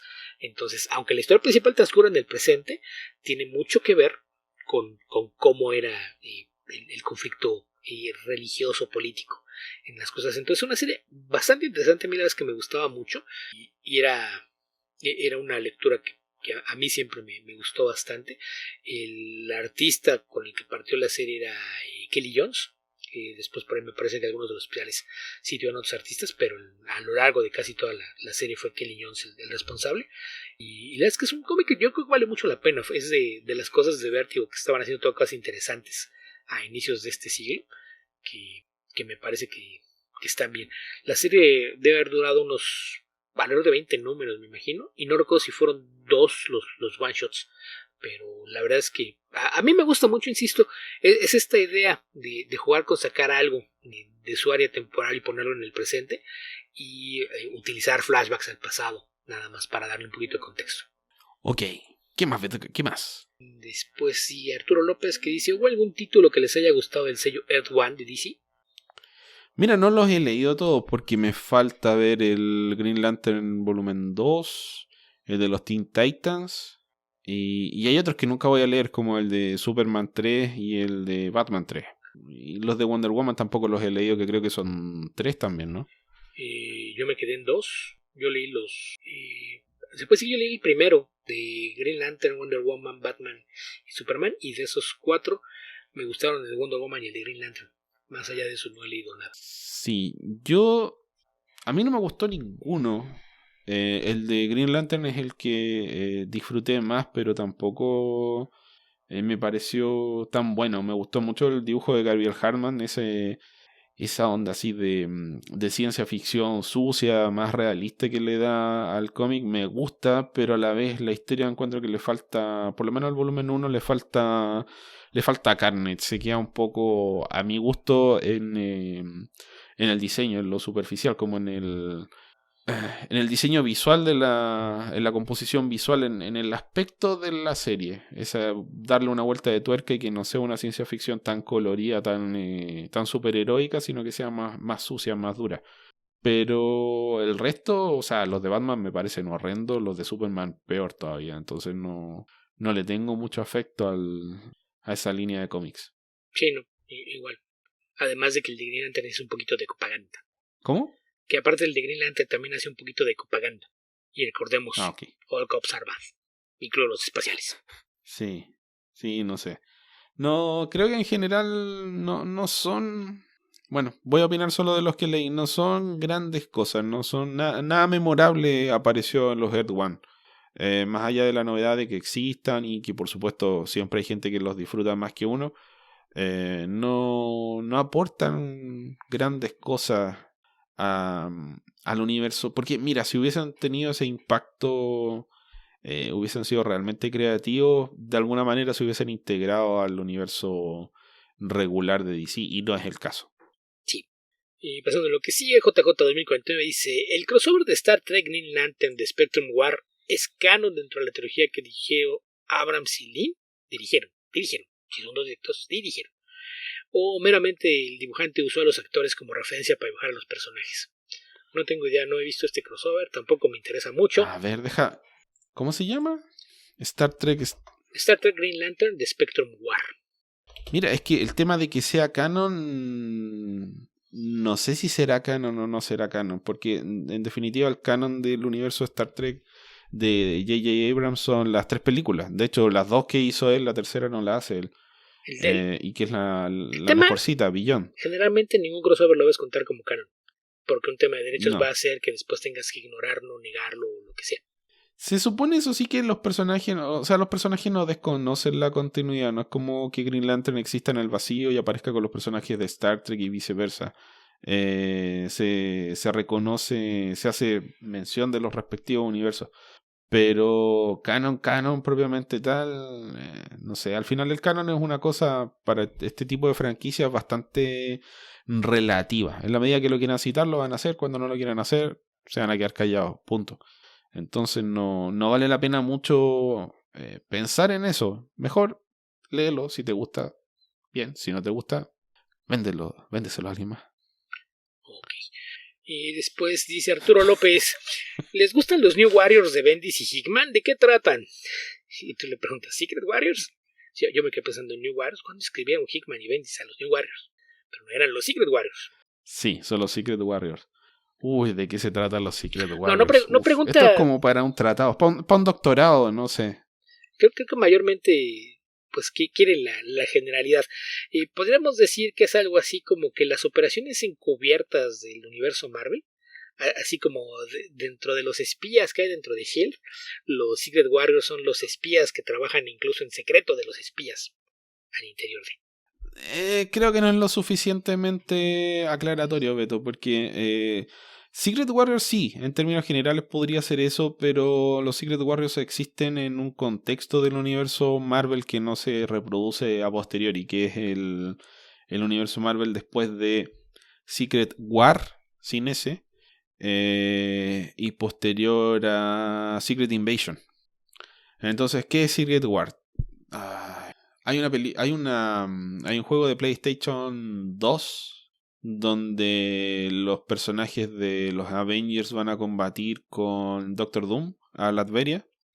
Bueno, eso está basado en un cómic de Brian Michael Bendis con... ¿Cómo se llama el portadista? Se me olvidó. Que es uno de los pocos cómics que ha dibujado, que es muy bonito, donde los personajes... Nick Fury los recluta a los superhéroes y los lleva a combatir a Latveria y después les hace un lavado de cerebro para que olviden lo que pasó. Tiempo después hay consecuencias y les tiene que contar que los recluté y después les borré la memoria. Y todos los superhéroes dicen, ¿Qué? Sobre todo Spider-Man. Porque estuvieron involucrados en operaciones, en Black Ops, en operaciones, mataron gente.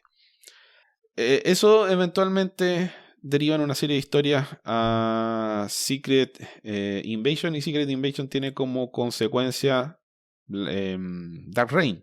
Dark Reign tiene como consecuencia que se desarma S.H.I.E.L.D., se forma Hammer, Nick Fury pierde el poder de S.H.I.E.L.D. y descubre que de alguna forma fue un golpe de suerte que se destruyera S.H.I.E.L.D., porque S.H.I.E.L.D. estaba siendo tomado víctima de una toma hostil por parte de Hydra, que es el concepto que se utilizó después en la película de Captain America Winter Soldier.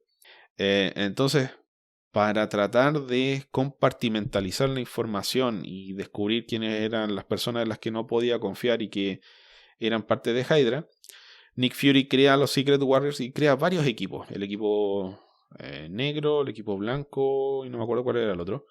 Que tenían como misión lo que sea que Nick Fury les dijera, sin saber nada más que sí, Nick Fury, yo te creo, hago lo que tú me dices porque tú sabes más que yo. Y dentro de esos grupos los protagonistas eran los principales protagonistas de esta serie eran Daisy Johnson, se me olvida el resto. Daisy Johnson también es conocida como Quake. Me acuerdo que aparecía también un personaje viejo de los cómics de Nick Fury que era el androide.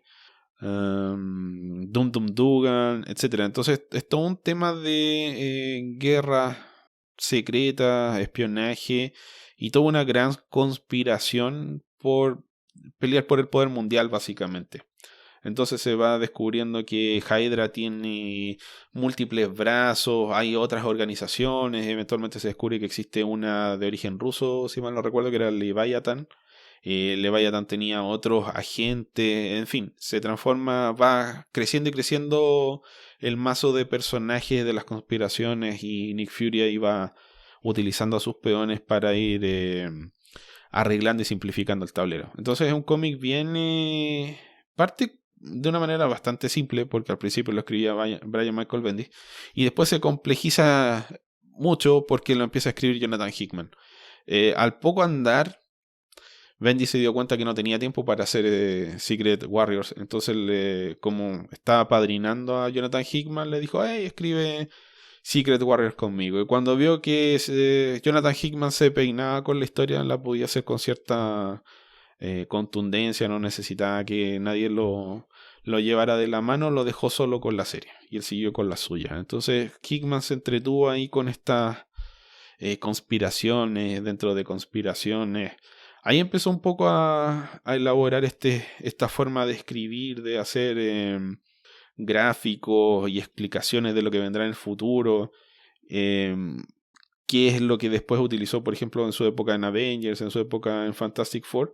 Y esto enlaza también con la miniserie que hablamos hace no mucho tiempo, Beto, Shield, que hizo con... se me olvidó el dibujante de Shield, Beto, de la miniserie de Shield, donde está Leonardo da Vinci, Tesla, etc. Se pilla Weaver. Dustin Weaver, gracias, Beto. Entonces se enlazan esas dos historias. Así que un resumen bastante largo, no tan resumido, eso es Secret Warriors. Es una serie bastante interesante, te la recomiendo si la quieres leer. Tienes que enlazar con otras cosas, pero nada que no valga la pena leer. Ok, después ya para acabar, nos quedan nada más las de Ricardo Pérez y de Israel Dark Ortiz. Entonces con Ricardo dice: llegaré con mi verso vigente. Saludos caballeros versados en cómics, un fuerte abrazo. Y no me permite... esto era lo que mencionábamos de lo de la tarjeta. Y si alguien sabe cómo resolver el tema del código dinámico, por favor, coméntenos. Pregunta: ¿cuáles han sido en su opinión las peleas de Hulk más emocionantes o que más les haya gustado leer? ¿Peleas de Hulk? Sí. Uy, a mí me emocionó mucho una, pero terminó muy mal, que fue Hulk vs. Wolverine de Damon Lindelof. Ultimate Hulk vs. Wolverine de Damon Lindelof con Lainey Francis Yu no sé si terminó ese cómic alguna vez, Beto. Quedó en suspenso por muchísimo tiempo y eventualmente creo que lo retomó Damon Lindelof porque está comprensiblemente ocupado con Lost. Y yo también no sé si ha terminado, ni idea. Sí, yo no estoy seguro que haya terminado. No me atrevería a asegurar que pasó o no pasó. Llega un momento en el que te cansas de esperar. Sí, partió bien, pero nunca terminó. Así que no podría recomendarlo. Sí. Wolverine contra Hulk.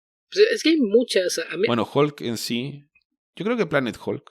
Y estaba muy entusiasmado por World War Hulk. Pero no es tan buena en la historia. Aunque igual la pelea de Hulk con Black Bolt en la luna me gusta. ¿Qué dices tú, Beto? Pues es que hay muchas. A mí me gusta, por ejemplo, la primera vez que yo vi una de Hulk contra Namor, que fue pues todavía en las antologías de Marvel. Creo que era que es un texto Astonish, me imagino que era donde estaban las del Submariner, que era dibujada por Mary Severin, y un número en que aparecía el Puppet Master como el instigador de la pelea. Esa me gusta mucho. Ya de épocas más modernas, a pesar de que la dibuja McFarlane, la pelea de Hulk gris contra Wolverine, que era el 349-350 de Incredible Hulk, que en realidad ahí el chiste es que Logan nunca se entera de que es Hulk. Él piensa que está peleando contra otro ser. Esa me gusta bastante. Mismo caso de aquella época en la que la Mole finalmente le gana a Hulk, porque no sabe que es Hulk. Es también de que entonces también me gusta mucho. ¿Qué más podría ser? Ya mencionaste tú la de World War Hulk. En World War Hulk me parece que hay 2 o 3 encuentros ahí que valen la pena. Uh-huh. Pero no sé. Yo soy muy fan de las clásicas, ese es el problema. También la primera de Hulk contra Thor, que fue no sé si era Thor o todavía Journey to Mystery en la serie, pero es dibujada por Kirby, entonces difícil vencer eso. Thor contra Hulk por Kirby. Sí, bueno. Avengers número 1 también. Ok. Bueno, y la pelea de Hulk contra Thor en Avengers 1 creo que también está bien. Y la pelea de Iron Man contra Hulk en Avengers 2. Esa me gusta mucho. Sí. O sea, duérmete. Genial. Ok, después dice el mismo Ricardo Pérez: aparte de Starman, ¿qué cómics de Robinson recomiendan? ¿Cómo se llama? De Golden Age. Ese sería el primero, partiendo por ahí. Sí. Uno que es difícil de encontrar, pero si le pueden poner las manos encima, les recomiendo que busquen 67 Seconds. 67 segundos. Ok. ¿Qué más, Beto? ¿Qué más? ¿Qué más? Después, siguiendo con las de Ricardo, dice: soy gran fan del Hombre Araña y sus villanos en general y siento que no ha sido también aprovechado el villano de Electro. Debe ser de sus villanos más poderosos, pero pocas veces se ha visto así. ¿Qué opinión les merece? Sí hay historias en donde le sacan buen provecho, ¿eh? Incluso creo que en años recientes, después de que Slott lo utilizó un par de veces, fue con lo que le dieron justamente que Max Dillon es uno de los villanos más poderosos y aparte uno de los más amorales, ¿no? Él no tiene el más mínimo empacho en matar gente. Entonces, en ese sentido, yo creo que sí se le menospreció durante mucho tiempo, pero yo creo que en general sí se han hecho cosas interesantes con él. Ok. ¿Qué más, Beto? ¿Qué más? Después dice: recomendación de cómic: Aliento de Huesos, de Dark Horse. Miniserie de 3 números que no está mal con el tema del golem, vale la pena leerse. No ubico qué serie sea. Ya no, yo tampoco lo ubico. Aliento de huesos. Ok. Quizás, ¿cómo se llamará esto? No creo que se llame Bone Bread. O sea, es que literal tendría que ser Bread of Bones, ¿no? Pero sí. No sé. Steve Niles, Matt Santoro, ilustrado por Dave Wachter.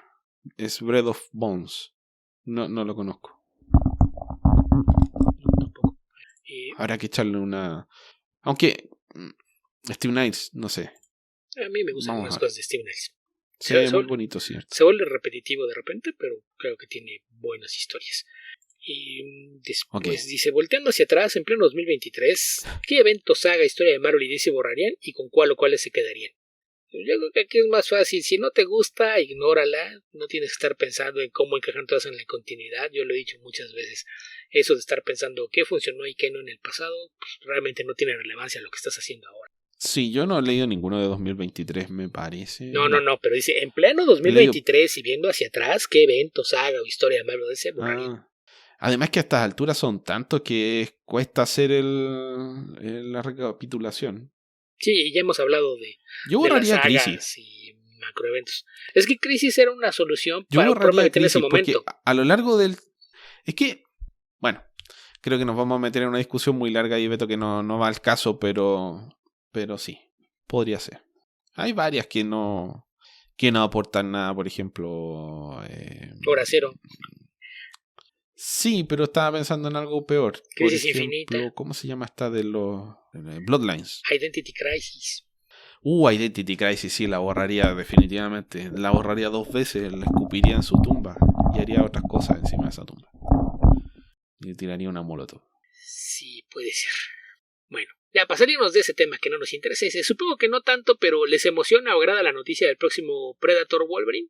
A mí sí me da hype. No. Es que creo que es de esos crossovers que lo que sorprende es que no lo hayan hecho antes. No sé por qué me late que va a ganar Wolverine, Beto. Pues yo...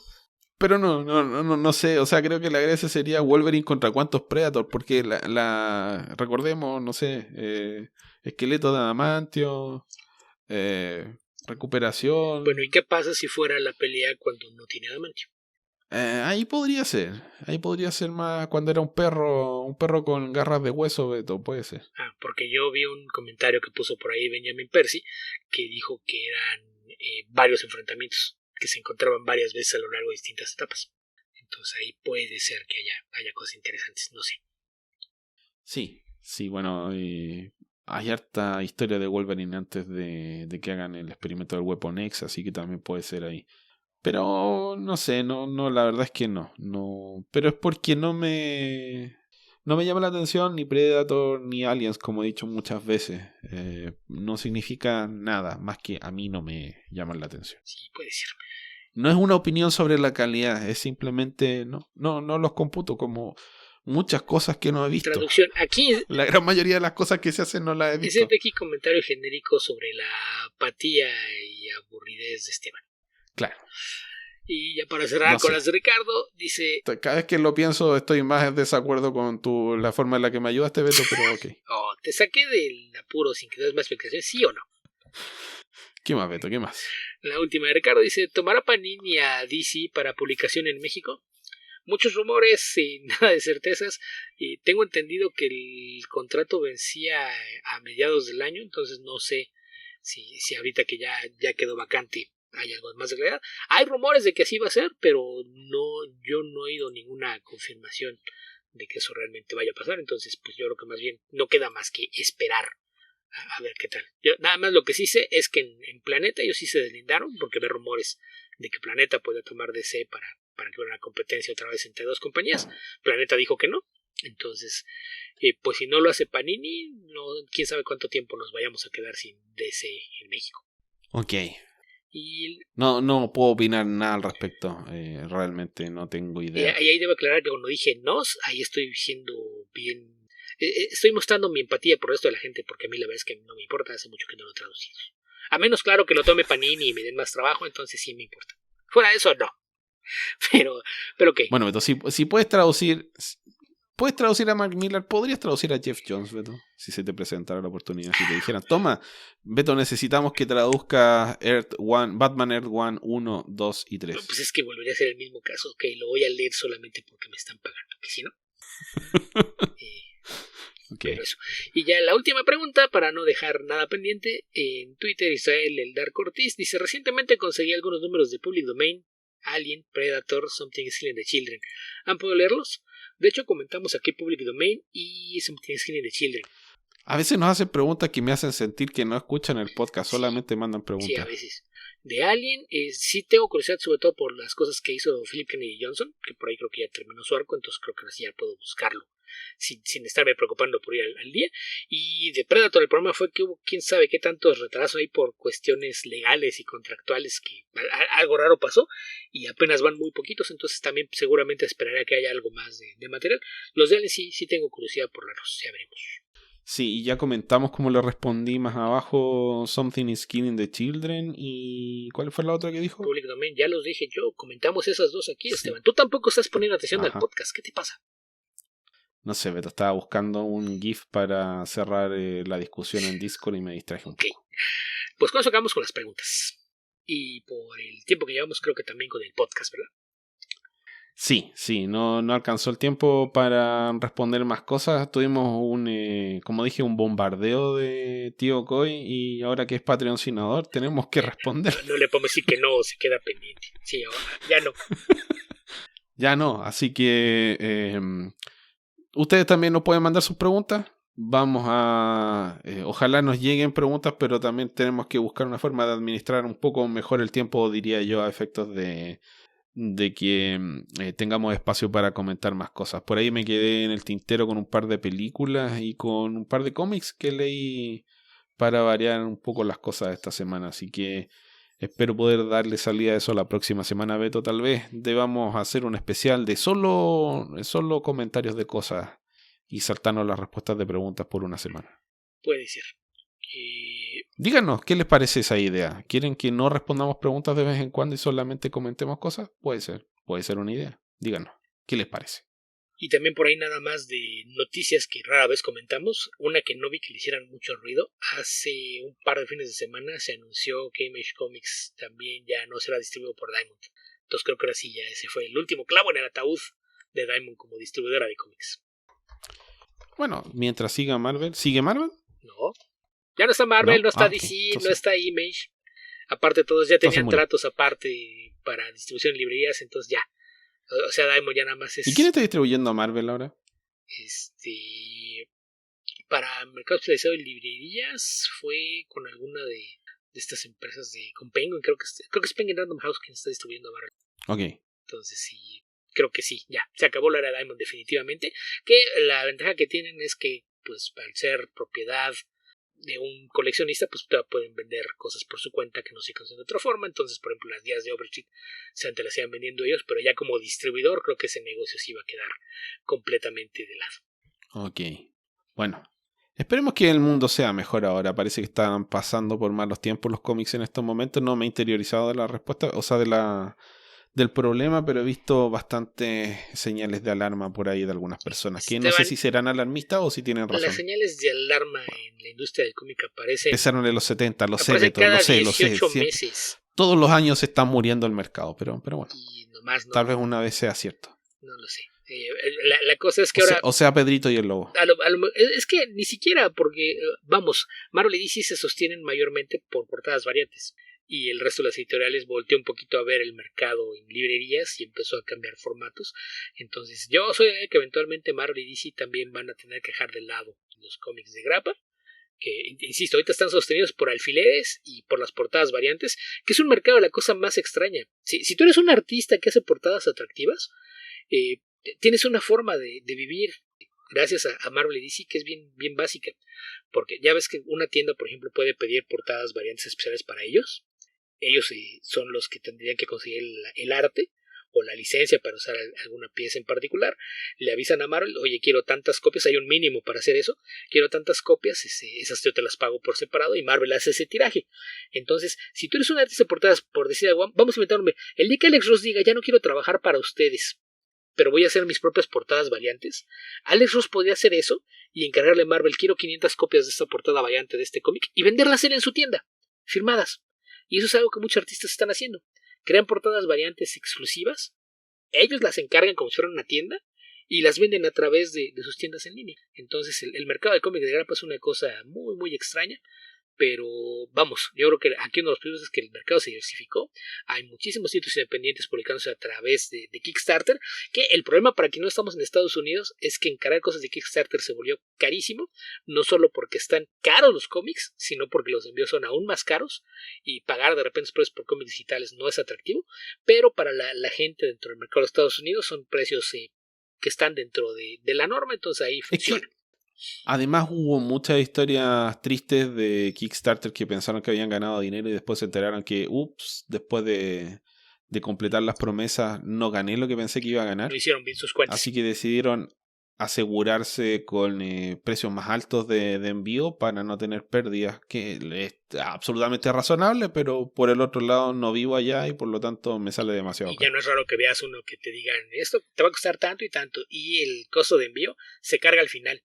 O sea, como que ya que esté hecho, entonces íbamos a hacer la cotización. Sorpresa. Y te digo cuánto más me tienes que pagar. Que es la razón por la que sí. $50 por la novela gráfica en formato tapa dura y el envío, sorpresa. 40 más. Sí.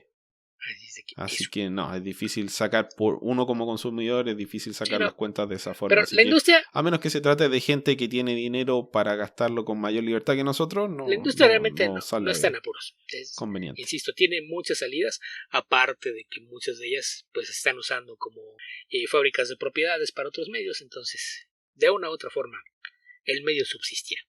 Sí. The show must go on, Beto. Must go on. Algo así. Pues... Ok, con esto estamos llegando al final de este episodio de Comic Verso. Recuerden que nos pueden encontrar en www.comicverso.org.